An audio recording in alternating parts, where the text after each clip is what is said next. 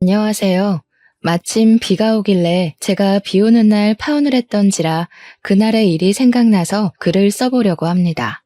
원래 감성적인 편은 딱히 아닌데 비만 오면 생각이 좀 많아지더라고요. 주말이라 출근도 안 하고 집에만 누워있기 심심해서 컴퓨터를 켜봤어요. 제 사연은 슬픈 얘기도 아니고 무거운 얘기도 아닙니다. 어쩌면 정말 별일 아닌 가벼운 황당함 정도일 거예요. 근데 제가 그런 당황스러움 때문에 파혼을 하게 된 거지 뭡니까? 아마 예비 신랑을 향한 제 감정이 딱 그 정도였어서 무겁지 않은 이유로 파혼을 해버린 걸지도 모르겠네요. 그럼 이젠 입에 오르내기조차 쉬워진 저만의 수치심을 여기서 털어내보도록 하겠습니다. 저와 예비 신랑은 집안 어른들이 연결해준 소개팅으로 만나게 된 사이입니다. 예비 시아버지랑 저희 아빠가 사실 고등학교 동창인데 직장까지 같은 계열이다 보니 서로 동창회 나갔다가 대화도 많이 하고 마음이 통하게 되었다고 했어요. 원래 부모들이 어디 가서 자식 얘기 많이 하잖아요. 예비 시아버지랑 예비 신랑도 둘이서 자식 자랑을 막 하다가 각자 자기 자식들이 결혼 정년기인 걸 알게 되어 자리를 만들었다고 했어요. 저는 원래 소개팅 같은 거 부담스럽고 싫어해서 아빠 제안에 단번에 거절했거든요. 근데 아빠가 친구랑 약속했다고 마음에 안 들어도 일단 자리에만 나가달라 사정을 해서 결국 아무런 감정 없이 진짜 시간만 채우려고 나갔었습니다. 그런데 막상 갔더니 예비 신랑 입담이 너무 좋은 겁니다. 유머 코드가 잘 맞아서 그런가 당시 그 자리가 무척 즐거웠어요. 그건 예비 신랑도 마찬가지였는지 제게 먼저 애프터 신청해줬습니다. 그렇게 만난 저희는 연인으로 발전하기까지 겨우 일주일이 걸렸고 8개월 만에 결혼 약속까지 도달하게 되었습니다. 결혼을 성급하게 한 건 둘 다 나이가 있었기 때문이에요. 35살, 36살이면 굳이 어린이들처럼 길게 만나지 않아도 어른으로서 결혼 상대를 잘 판단했을 거라 믿기도 했거든요. 저희는 저희 선택이 틀리지 않았다는 걸 서로 증명이라도 하듯 아주 즐겁게 약혼 사이를 이어갔습니다. 사람은 다 저마다의 짝이 있다고 하지 않습니까? 예비 신랑과 만나면서 저는 그 운명적인 멘트를 믿었고 예비 신랑이 바로 평생의 짝이라고 느꼈을 정도로 잘 맞았어요. 결혼은 올해를 보내고 내년 말로 하자고 서로 얘기를 나눴습니다. 무슨 결혼식장 예약이 그렇게 많은 건지 여러 식장에 전화를 돌려봤지만 11월이 그나마 빠른 날짜더라고요. 그래도 좋은 게 좋은 거니 저희는 양가 집안 인사를 드리기도 전에 우선 식장부터 잡았어요. 어차피 저희 둘을 이어준 양가 집안에서는 이미 경사가 나 있었거든요. 아빠도 저더러 다 아빠 덕이니까 정장 한턱 쏘라면서 장난을 치기도 했습니다. 그런데 정말 제가 예비 신랑을 만날 수 있었던 행운은 아빠 덕이 맞기 때문에 진짜 정장 한 벌 해줄 생각이었어요. 엄마랑 같이 말이죠. 그만큼 저와 예비 신랑은 어딜 가든 축복받지 않는 곳이 없었고 이미 우리는 부부나 다름없는 삶을 살고 있었습니다. 그렇다 보니 서로에 대해 모르는 것도 점점 사라졌고 만나기 전에는 어떻게 지내왔는지 그 과거까지 깊게 아는 사이가 되었는데요. 예비 신랑에게서 들은 가장 충격적인 이야기는 죽다 살아난 경험을 했다는 것이었습니다. 살면서 죽다 살아나는 경험이 결코 흔한 일은 아니잖아요. 그래서 처음 예비 신랑한테 그 얘기를 들었을 때 상당히 놀랐어요. 제가 좋아하는 사람이 어쩌다가 그런 일이 있었는지 그만큼 힘든 과거가 숨겨져 있었던 건지 물어보고 싶은 얘기가 많았을 정도로 생소한 사연이었습니다. 예비 신랑은 흔쾌히 제 물음에 전부 답을 해줬어요. 예비 신랑이 저를 만날 때는 과거의 성격을 탈피했기 때문에 입담도 좋아졌고 사회성도 길러진 거라고 했는데요. 원래는 사회 초년생일 때 첫 직장에서 왕따를 당했다고 했습니다. 그만큼 소심한 성격이어서 사람한테 말을 거는 것조차 잘 못했다고 하더라고요. 심지어 선배 직원들의 괴롭힘이 심했던 회사였어서 일을 다니는 것이 마치 지옥을 걸어가는 것과 같았다네요. 얼마나 힘들었으면 당시에 극단적인 생각까지 했을까요? 사람들은 누구나 괴로운 삶이 반복되고 차라리 죽는 게 낫겠다라는 생각을 하면 결국 우울증이 오지 않습니까? 역시나 예비 신랑이 그때 그랬던 것 같다고 했어요. 진짜 우라에 못 이겨 일하다가 점심시간에 회사 옥상을 올라갔었대요. 그땐 정말 내일이 오는 게 두려워서 얼마든지 뛰어내릴 용기가 가득했다고 했습니다. 난간까지 가서 아래를 내려다봐도 무섭다는 감흥이 없었다네요. 그날 울면서 난간으로 다리를 올렸다는데 예비 신랑 말로는 과거의 자신은 그날로 죽은 거나 마찬가지였다고 했어요. 죽을 각오로 뛰어들려 했는데 지금까지 살아있는 건 웬 여자 동료가 예비 신랑을 확 끌어당겨서 구해준 덕분이라고 하더라고요. 그 뒤로 예비 신랑에게 첫 동료가 생겼다고 했습니다. 그 여자는 은인이자 유일한 사내 친구였다고 해요.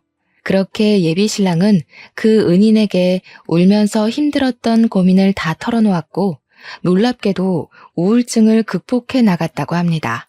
예비 신랑은 그날 자신이 인생을 쉽게 저버리려고 했던 걸 뒤늦게나마 바보 같은 짓이었다고 후회를 했어요. 그리곤 자신에게 두 번째 삶을 준 거나 마찬가지인 은인에게 목숨을 빚진 느낌으로 살고 있다고 했습니다. 처음 들었을 땐 예비 신랑을 구해준 그 은인이 대단하고 멋있다고 했어요. 물론 저라도 누군가가 극단적인 선택을 하려고 한다면 말렸겠죠.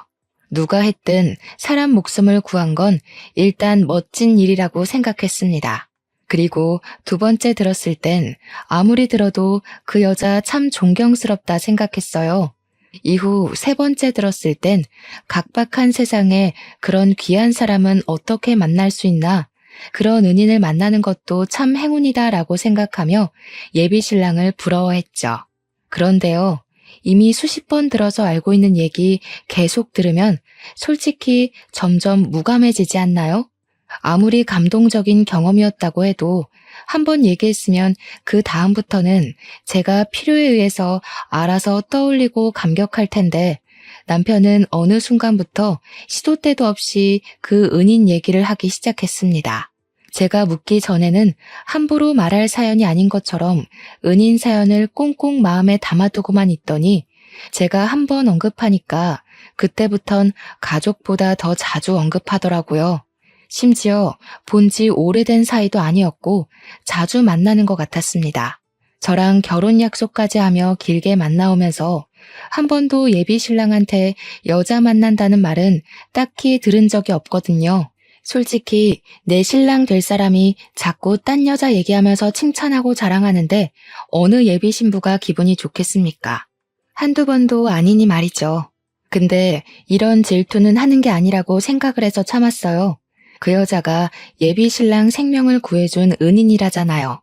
사적인 감정이 있다는 것도 아니고 그저 은인이라서 친구처럼 소중하다는 건데 이걸 이해 못해주면 제가 째째한 사람이 되는 것 같아서 차마 기색을 못 드러냈어요.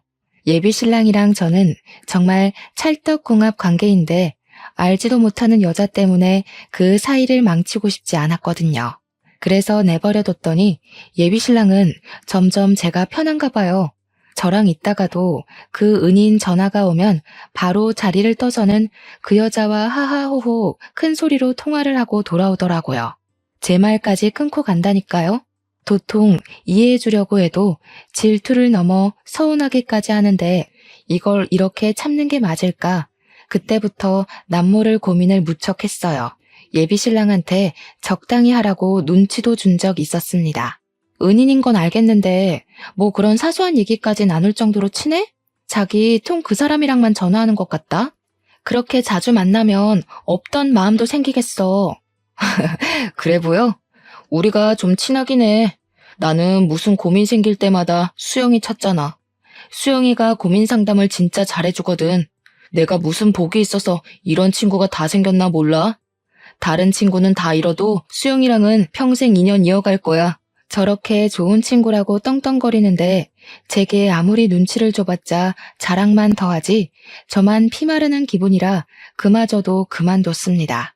그렇게 저 혼자 관계를 망치지 않으려고 신경을 많이 쓰며 시간을 보냈어요. 근데 있잖아요. 그래도 우리 1주년을 잊어버리는 건 좀 아니지 않나요?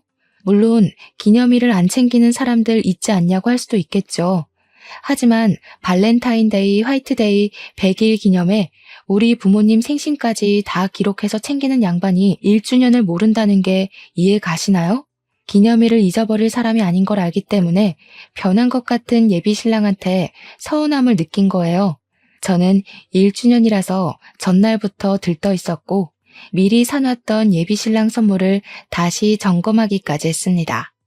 예비 신랑한테 연락이 안 오길래 혹시 또 무슨 이벤트로 나를 깜짝 놀라게 해주려고 그러나 싶어서 저도 연락을 안 하고 기다려줬어요. 그런데 막상 당일인 1주년에도 점심시간이 넘어가는데 깜깜무소식이더라고요. 진이 빠진 제가 결국 먼저 예비 신랑한테 전화를 했더니 아주 기막힌 사실을 알았지 뭡니까. 아, 오빠 여자친구분이시구나. 오빠 저랑 점심 먹고 있어요. 방금 화장실 갔는데 나오면 전화하라고 할게요. 저는 오빠랑 아무 사이 아니고요. 옛날에 제가 오빠를 한번 살려준 적 있는 은인이라고 할까나. 별 사이는 아니니까 혹시라도 오빠 다그치지 마세요. 그 순간 저는 아무 말도 못하고 전화를 바로 끊어버렸습니다. 은인 어쩌고 저쩌고 하는 거 보니까 분명 예비 신랑이 말했던 그 은인 같았어요. 우리 1주년에 예비 신랑이 은인이랑 같이 식사를 하고 있다는 것도 화가 나는 상황이잖아요. 그런데 제가 더 열이 났던 건 뭔 줄 아시나요?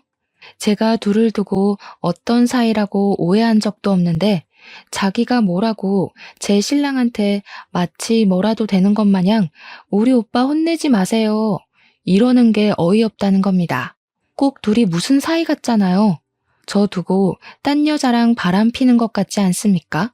이번만큼은 제가 예비 신랑의 연인으로서 지적할 수 있는 부분이니 예비 신랑에게 한 소리 해야겠다 생각했습니다. 저녁에 예비 신랑과 연락이 닿은 저는 예비 신랑을 우리 집으로 불러서 여태까지 쌓아놓은 서운함을 모조리 표출했어요. 조금 티를 낸다는 게 저도 모르게 질투가 나서 감정이 격해졌던 걸로 합니다. 우리의 1주년을 잊는 건 100번 양보해서 그럴 수 있었다 쳐. 근데 왜 하필 그날에 그 여자를 만나고 있을 수 있어? 왜 그 여자가 자기 전화 함부로 받는 건데 서로 전화까지 받아줄 만큼 가까운 사이였던 거야? 그 여자는 뭔데 나한테 자기 혼내지 말라고 부탁해? 너무 화가 나서 저도 제가 예비 신랑 은인을 그 여자라고 칭하고 있는 줄 몰랐습니다. 예비 신랑이 저더러 그 여자라고 하지 말라길래 알아챘어요. 근데 지금 상황에서 고작 그런 호칭이 중요한 건가요? 제 감정에 대해 예비 신랑한테서 돌아온 답변은 아주 허무하기 짝이 없었습니다. 네 기분 알겠는데 그 여자라고 하는 건 나에 대한 예의가 아니지. 나한테는 걔가 부모님 다음으로 소중한 사람이야. 나한테 소중한 사람은 너한테도 소중한 사람이어야 되고 그 동생 아니었으면 나 자기랑 결혼 못했어. 1주년 못 챙긴 건 미안해. 나는 이제 우리가 결혼 약속을 해서 연인 기념일은 안 챙겨도 될 줄 알았지. 그러면서 예비 신랑은 제가 자기랑 결혼할 수 있게 된 것도 그 은인 덕분이라며 은인에 대해 함부로 하지 말라고 쐐기를 박았습니다. 참 개떡 같은 상황이라고 생각했어요. 저희가 결혼을 약속하게 된 건 우리끼리의 인연인 거지 거기에 왜 은인 존재가 붙는 건지 정말 이해할 수가 없더라고요. 심지어 1주년인 줄 알고 있었다면서 제겐 이제부터 기념일 안 챙길 거란 의논 한마디도 없이 그 은인이랑 놀러 가지 않았습니까? 저는 아무리 봐도 예비 신랑 태도가 잘못되었다고 보는데 예비 신랑은 저를 은인한테도 질투하는 시기쟁이로 보는 것 같더라고요. 그날 제가 처음으로 예비 신랑한테 서운해서 울음을 터뜨렸어요. 그 여자가 그렇게 소중하면 그 여자랑 결혼하지 왜 나랑 해? 모르는 사람들이 보면 자기랑 그 여자가 예비 부부인 줄 알겠다. 그렇게 그 여자가 좋으면 가. 나 이 결혼 안 해. 그래도 예비 신랑이 저를 많이 좋아하긴 했던 것 같습니다. 제가 결혼 무르겠다고 하니까 냅다 잘못했다고 빌더라고요. 저한테 알았다고 앞으로는 기념일엔 저만 만나주겠다고 달래는 거 아니겠어요? 이마저도 예비 신랑이 근본적인 원인은 전혀 모르고 있는 것 같아서 한숨이 나왔습니다. 본 적은 없지만 그래도 한때 잠깐 그 은인을 존경했었습니다. 그런데 1주년 이후로 완전 싫어졌어요. 예비 신랑이 너무 은인을 신뢰하는 것도 마음에 안 들었고 그 은인도 예비 신랑을 특별하게 생각하고 있는 것 같아서 어딘가 모르게 찜찜했죠. 그래서 한 번은 은인 낯짝을 좀 보고 싶었어요. 혹시나 예비 신랑이 은인이란 걸 핑계로 엄청 예쁜 여자랑 눈이 맞아서 바람 피는 건 아닌가 그렇게까지 의심이 뻗더라고요. 아마 제 상황이었다면 어느 예비 신부나 그런 의심을 했을 거라 생각합니다. 그래서 저는 예비 신랑한테 은근슬쩍 그 은인을 보고 싶다고 찔러봤어요. 그 동생 만날 때 나도 데려가줘. 명백히 내 사람 살려준 셈인데 나도 고맙다는 인사는 하고 싶어서 밥이라도 사주게. 정말? 역시 자기는 마음이 넓어. 그렇게 생각해줘서 너무 고마워. 내 동생도 좋아하겠다. 진작에 이렇게 나왔으면 벌써 만나서 친해졌지.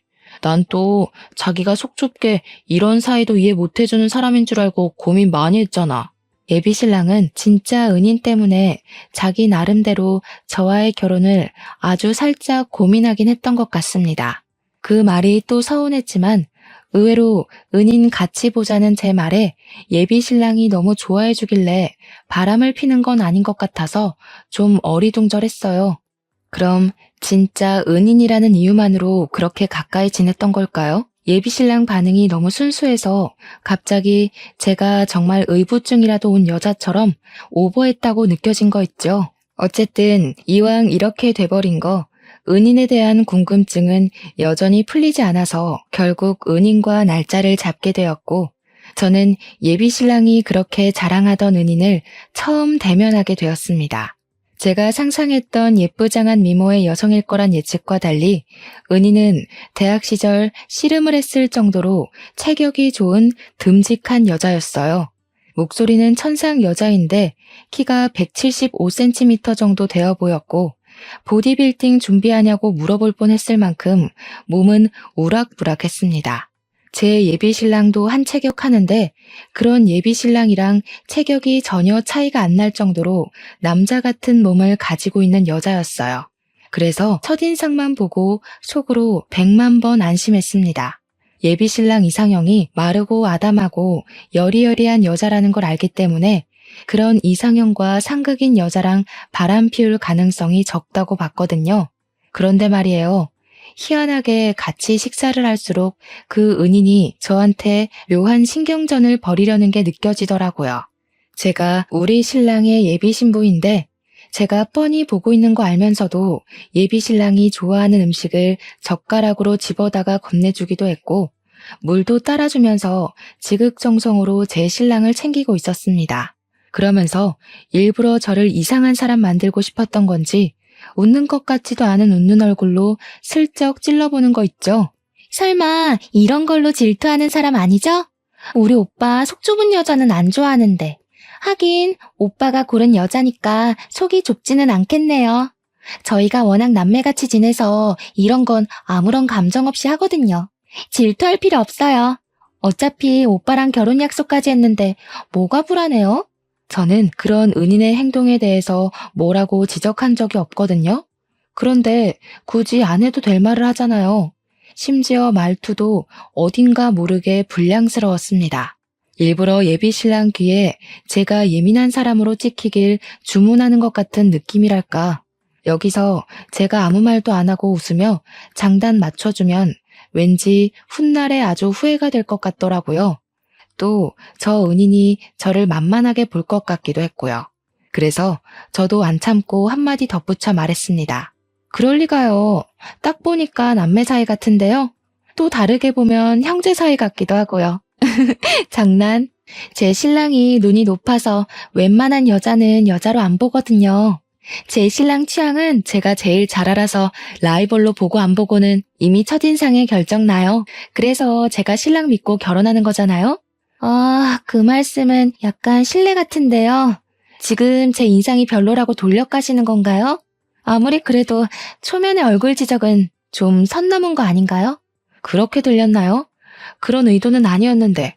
제가 상대방이 저한테 선 넘은 것 같다고 느끼면 저도 조금 과감해지는 스타일이라서요. 제가 좀 다혈질이에요. 이해해 주세요. 제 발언권 이후로 식탁에서 대화를 주도하는 사람은 예비 신랑뿐이었습니다. 예비 신랑은 우리들의 기싸움을 못 느낀 듯 혼자 신이 나서 이것저것 얘기를 많이 했어요. 그래도 제가 그 자리가 별로 기분 안 상할 수 있었던 이유는 은인 외모를 떠나서 예비 신랑 태도 덕분이었습니다. 그래도 제가 지 와이프라고 저만 챙겨주더라고요. 그게 뭐라고 서운했던 게 다 풀리던지 그날 이후로 저는 예비 신랑이 은인이랑 통화를 하든 말든 만나든 말든 안심을 했습니다.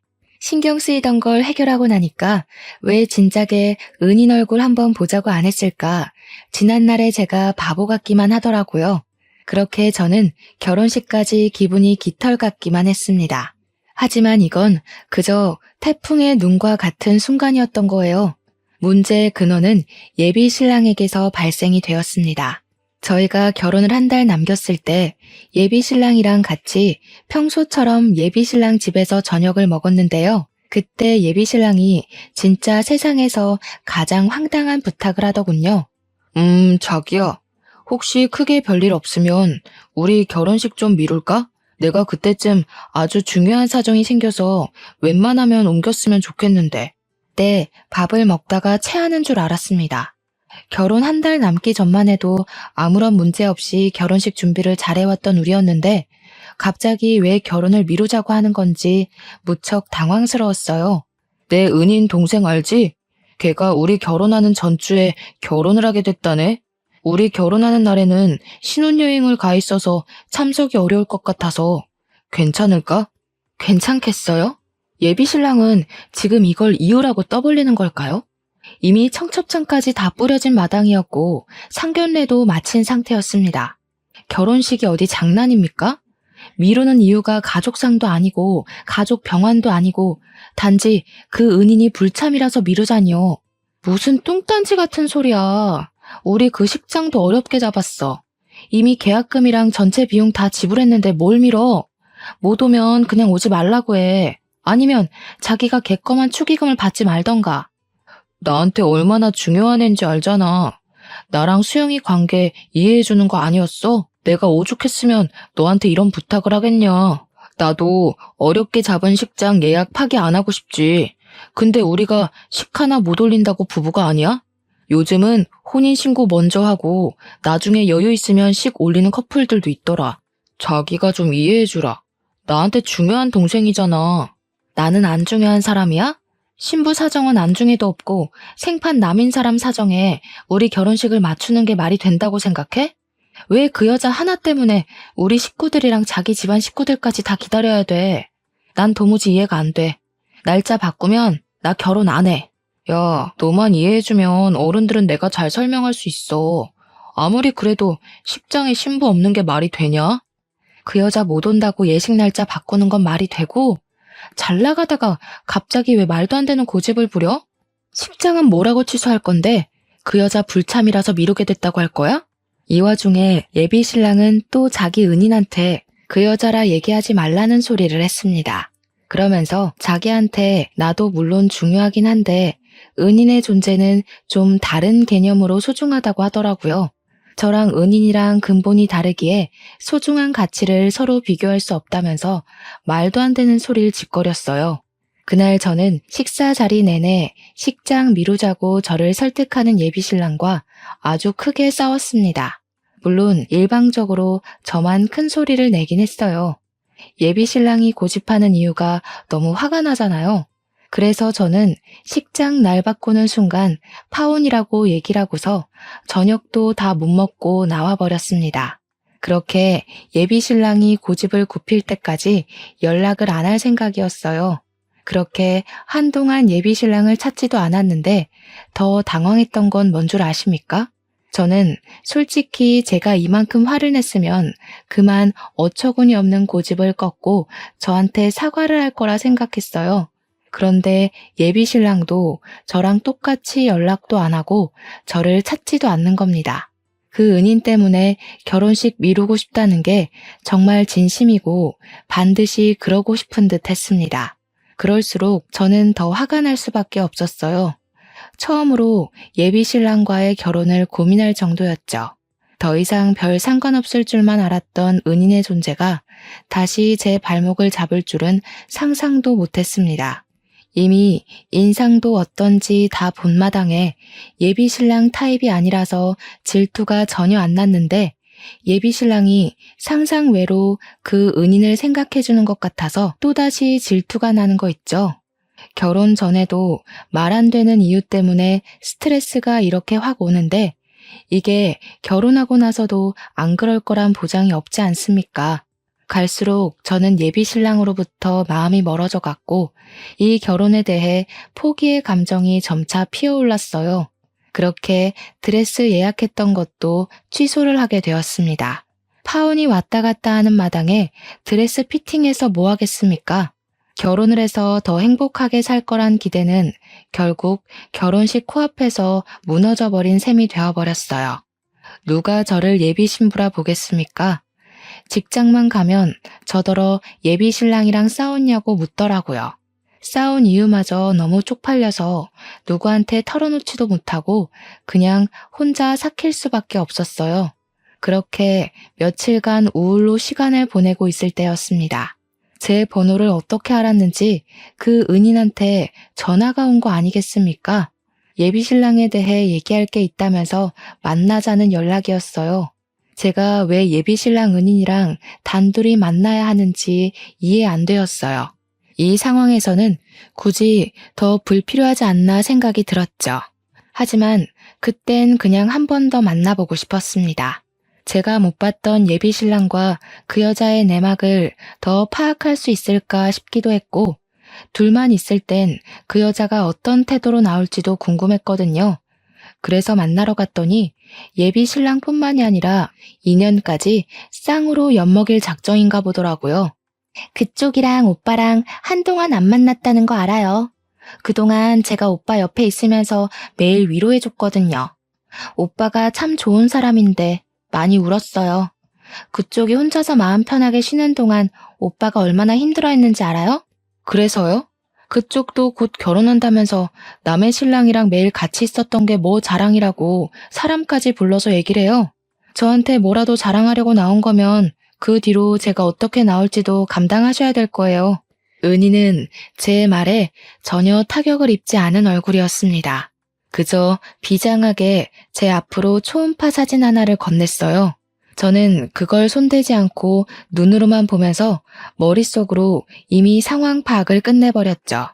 이 여자가 저한테 자기랑 결혼할 배우자랑 만든 아이라고 그 임신을 자랑하려고 부른 건 아닐 거잖아요.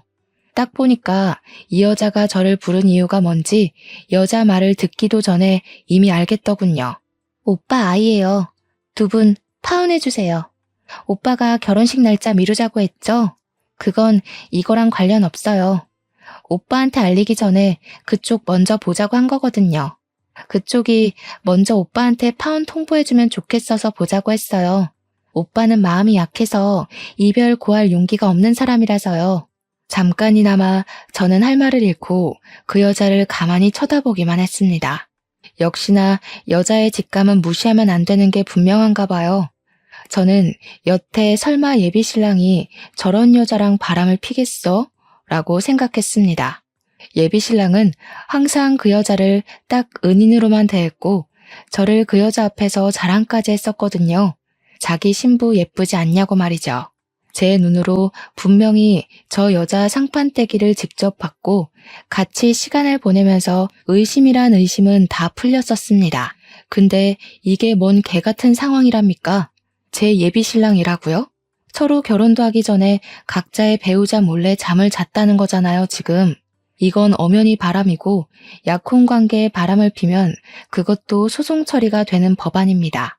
이 두 범법자들이 지금 뻔뻔하게 바람펴서 애가 진 게 뭐 자랑이라고 비련의 주인공들인 척 하는지 모르겠네요. 마치 둘이 너무 사랑하니까 저더러 그만 물러나 주라고 고개 숙이는 것 같았어요. 그렇잖아도 제가 속에 스트레스가 쌓일 대로 쌓인 상태라 분풀이 대상이 필요했거든요. 이 여자가 제 발로 제 앞에 찾아와 준 건 좀 고맙더라고요. 저는 대답 없이 그대로 자리에서 일어나서 이 여자가 미리 사놓은 아이스 아메리카노를 여자 머리 위에 부어버렸습니다. 그리고 플라스틱 컵을 여자 얼굴에 턱 하고 던져줬어요. 내가 어떻게 나오든 감당하라고 했죠? 맞을 거 알고 나 부른 것 같은데 안 맞고 그냥 갔으면 얼마나 아쉬웠겠어? 지금 둘이서 불쌍한 주인공 놀이 해야 되는데, 그쵸? 처음부터 이런 사이라고 말해줬으면 내가 시간 낭비 안 했을 거 아니에요. 아니다. 결혼 전에 니들 쓰레기라고 공표해줘서 고맙다고 해야 되나? 저는 아무 말도 안 하고 고개만 숙이고 있는 그 여자에게 마지막으로 제가 손 닦은 휴지까지 던져주었습니다. 그 새끼한테는 그냥 잠수 파혼이라고 하세요. 겨우 그 정도밖에 안 되는 놈한테 굳이 입 아프게 이별 예의까지 차리고 싶진 않네요. 그리고 그쪽도 남의 남자 뺏고 잘 살 생각은 하지 마요. 제발 뱃속의 애기도 엄마 아빠가 불륜으로 만난 사이라는 걸 알길 바랄게요. 그렇게 카페를 나온 뒤 저는 바로 다음날 예비 신랑과 상의 없이 결혼식장과 청첩장 보냈던 하객들에게 결혼 취소를 알렸어요. 예식장은 어차피 남편 신혼으로 예약이 된 거니까 온전히 남편이 위약금 물게 놔두면 될 일이었습니다. 듣자 하니 예식장도 한 달 전에 취소를 하면 위약금을 100% 물어줘야 된다는데 제가 식장 취소한다고 연락한 날이 불과 결혼식을 2주 남긴 시점이었거든요. 남편은 위약금의 100%인 1,200만 원을 업체에 지불해야 되는 처지가 되었어요. 그러든가 말든가 저는 자취집도 정리를 하고 직장도 퇴사한 뒤 친정으로 잠적을 했습니다.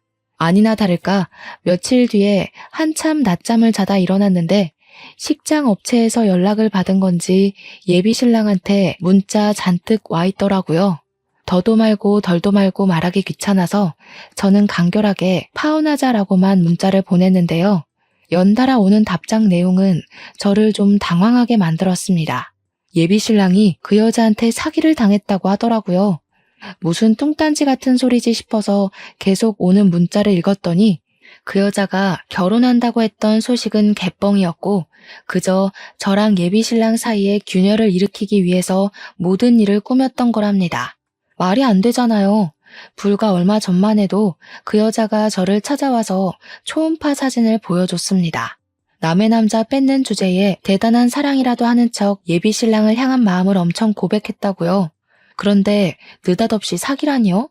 너무 갑작스런 전개라서 솔직히 예비 신랑이 저를 다시 끌어들이려고 거짓말을 하는 줄 알았어요. 그래서 문자로만 연락하기 답답해 제가 먼저 전화를 걸었습니다. 야, 구라도 작작 쳐. 여태까지 니들 둘이서 나한테 보여준 꼴이 얼만데. 둘이서 애까지 가졌다면서 뭐가 아쉬워서 아직도 날 잡으려고 해? 끼리끼리 잘 어울리는 것 같길래 군말 안 하고 물러나 줬잖아. 그럼 잡소리 말고 살림이나 차려. 진짜 더럽게 소송까지 가볼까? 1,200만 원 빚지는 걸로 부족해? 아니 자기야, 제발 내 말 좀 믿어줘. 그 초음파 사진도 개뻥이라고. 내가 미쳤다고 그런 여자랑 자겠어? 근육돼지한테 깔려 죽을 일 있나. 나 진짜 사기당했다니까. 걔가 나한테 보증 사기쳤다고. 지금 이거 심각한 문제야. 예비 신랑 하는 말은 결국 저랑 냉전 상태일 때 은인을 더 자주 만난 건 사실이래요. 저랑 다툰 걸 아니까 은인이 술 마시면서 많이 위로해줬다고 했어요. 그렇게 저랑 안 만나는 사이 은인이랑 예비 신랑은 유독 같이 술 마시는 날이 많았고 그 술자리를 전부 은인이 먼저 제안해 시작이 되었다더라고요. 그리고는 어느 날 은인이 예비 신랑에게 결혼식 올릴 돈이 좀 부족하다고 빌려달라고 했대요. 나중에 결혼하고 나서 무조건 갚겠다고 차용증까지 썼대요. 그런데 술을 깨고 보니까 예비 신랑이 은인에게 보증을 서준 거더라고요. 남에게 보증을 서주는 일이 얼마나 무섭습니까?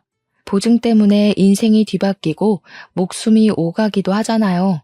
처음에는 예비 신랑이 저를 속이려고 쇼하는 건 줄 알았는데 듣다 보니까 내용도 상세했고 무엇보다 예비 신랑 말투가 이미 촉촉하게 젖어 있었어요. 우는 것 같았습니다. 예비신랑이 술 깨고 다음날 모든 사실을 알고서 은인에게 연락을 급히 넣었지만 은인은 이미 잠적을 해버렸고 온데간데 찾을 수 없게 사라져버린 상황이라고 했습니다. 그래서 예비신랑 집에 갑작스럽게 압류 딱지까지 붙게 되었다고 하더군요. 근데 그 와중에 제가 멋대로 예식장까지 취소를 해버렸잖아요. 업체에서 위약금 청구 연락까지 오는 중이라는데 예비신랑이 하루아침에 돈에 쫓기는 실정이 되어버렸더라고요. 저한테 욕을 하다가도 제발 살려달라고 사정을 하는 예비신랑 처지는 솔직히 좀 안타깝기는 했습니다. 그러게 제가 작작 만나라고 할 때 그 여자한테서 거리를 뒀으면 이럴 일은 없었을 거 아닙니까? 근데 말이에요. 예비신랑 문자를 보는데 문득 그런 생각이 들더라고요. 그 여자는 왜 저한테 초음파 사진까지 보여주면서 거짓말을 했을까요? 왜 그렇게까지 정성 들여서 예비신랑이랑 저를 갈라놓았을까요? 그 여자가 예비신랑이 개인적으로 탐나서 나한테서 뺏기 위해 거짓말을 한 거라면 제가 없는 틈을 타 예비신랑 곁을 차지했어야 하는 거잖아요. 그런데 오히려 예비신랑에게 보증 사기를 치고 도망을 쳤다? 그렇다는 말은 예비신랑에게 원래부터 사기를 치려고 벼르고 있었단 말이 되는 거 아닌가요? 분명 예비신랑 말로는 둘이 몇 년이나 같이 친분을 유지해온 사이라 했고 가족 다음으로 서로 소중하게 생각하는 관계라고 했습니다. 그런데 지금 벌어진 상황으로 봐선 둘의 관계가 전혀 소중해 보이지 않았어요. 일단 예비신랑 징징거림이 듣기 싫어서 인사말도 없이 전화를 끊어버린 저는 그날 이후로 은인의 숨겨진 의도만 한참 생각을 했습니다. 제 상식으론 아무리 계산을 해도 은인 행동이 이해되지 않았거든요. 너무 궁금했던 저는 결국 은인에게 연락을 해보기로 했죠. 지난번에 저한테 걸려왔던 은인 연락처를 찾아서 통화를 시도했습니다. 연락이 안 닿는다는 예비신랑 말과 달리 은인은 제 전화를 바로 끊고서 문자를 보내줬어요. 그 장문의 문자를 읽는데 얼마나 충격이었는지. 저는 그 순간 제가 소설을 읽고 있는 줄 알았습니다. 은인의 말은 이랬어요. 극단적인 선택을 하려는 예비신랑을 과거에 구해준 건 사실이래요. 그리고 은인 덕분에 예비신랑은 사회력이 늘고 동료들도 많이 생겼다고 했습니다. 하지만 문제는 예비신랑의 탈바꿈된 이미지가 너무 쓰레기였다는 거예요. 예비신랑은 어느 순간부터 자신을 꾸몄고 허세가 하늘을 찔렀답니다. 그리곤 은인을 멀리하기 시작하면서 다른 무리에 쏙 들어가 버렸다고 했습니다. 예비신랑이 나서서 은인을 외적으로 많이 까내리기도 했대요. 그 짓을 반복하면서 예비신랑은 매번 장난이라고 했는데 은인은 그때마다 상처를 받아서 마음에 담아뒀던 것 같았습니다. 그렇다고 예비신랑이 은인을 왕따시킨 건 또 아니었대요. 근데 제가 보기엔 챙겨주는 척 옆에 두면서 은근히 까는 것도 만만치 않게 왕따주도 아닌가 싶더라고요. 그리고 은인이 예비신랑에게 보증 사기를 칠 수밖에 없던 결정적인 이유는 은인에게 결혼하고 싶을 만큼 좋은 남자친구가 생겼는데 예비신랑이 남자는 남자가 봐야 안다면서 소개를 해달라 했대요. 그래서 은인은 자신의 남자친구랑 예비신랑이랑 셋이서 몇 번 만났다는데요.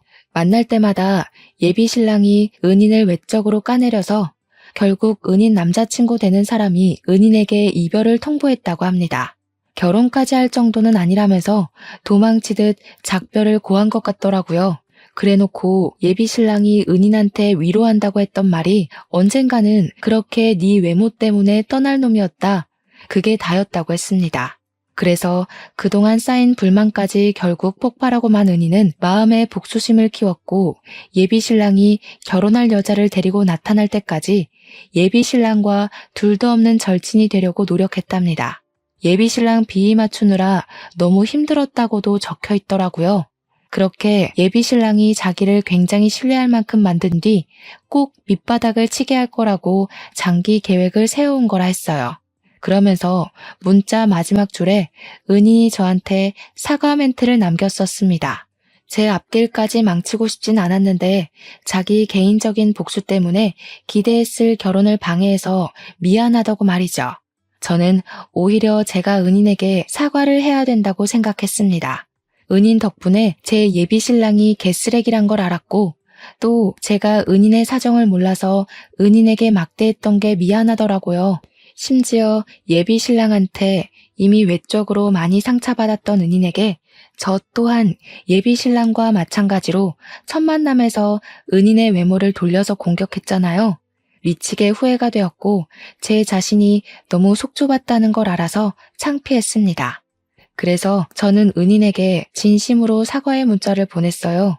하지만 그 뒤로 은인은 더 이상 답장이 없었고 연락처도 그제 사라진 번호가 돼버렸습니다. 제 결혼이 이렇게 마무리돼 버릴 줄은 몰랐는데 제가 참 세상을 좁게 보고 있었던 것 같아요. 세상에는 다양한 아픔을 가진 사람이 있는 건데 제 기준에서만 은인을 판단하고 미워하다가 결국 막판에 못났던 제 자신을 탓하게 됐네요. 그래도 그 여자 덕분에 제가 결혼하기 전 천운을 얻은 셈이니 얼마나 다행인지 모릅니다.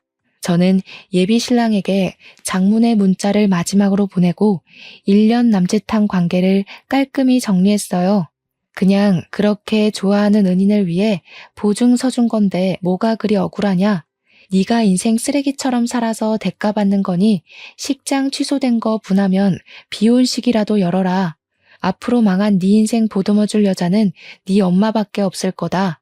뭐 이 정도의 강도로만 작별 인사를 고해줬습니다. 제가 예비 신랑의 실체를 아무것도 모르고 결혼을 해버렸다면 제 자신이 아까워서 예비 신랑 머리채라도 잡았을 거예요. 그나마 파혼으로 정리할 수 있었기 때문에 문자로만 해결해도 되지 않나 싶더라고요. 저랑 예비 신랑은 문자만큼이나 가벼운 관계였잖아요. 끝으로 예비 신랑의 연락처를 차단해버렸어요. 그날 딱 장대비가 많이 내렸던 걸로 기억합니다. 이 글을 쓰기 시작했던 시간대처럼 말이죠. 근데 그러고 보니 그 여자는 예비 신랑이 아닌 제게 은인인 듯해요. 시간이 좀 흘러서 우연히 마주치게 된다면 차 한 잔 대접하고 싶다는 생각이 드는 거 있죠? 꼭 얼굴 보고 그날의 실수를 사과하면서 더러운 똥 피하게 해줘서 고맙다고 인사를 하고 싶은 게 개인적 바람입니다. 사연을 마무리하고 창문 밖을 보니까 어느새 비가 그쳐 있네요. 한동안은 파혼 때문에 비 오는 날이 극도로 싫었는데 요즘은 옛날 생각도 나고 젊었을 때 받았던 고충들이 떠오르면서 그땐 참 별것 아닌 걸로 힘들어했다 하며 추억에 잠기곤 해요. 그게 꽤 소소하고 재밌더라고요. 아무튼 저는 무슨 일 있었냐는 듯 아주 무탈하게 잘 지내고 있습니다. 이곳에 제 사연을 소개할 수 있어서 너무 좋았네요. 그럼 모두들 늘 햇살 가득한 나날 보내시고 늘 행복한 일만 누리시길 기원하겠습니다. 들어주셔서 고맙습니다.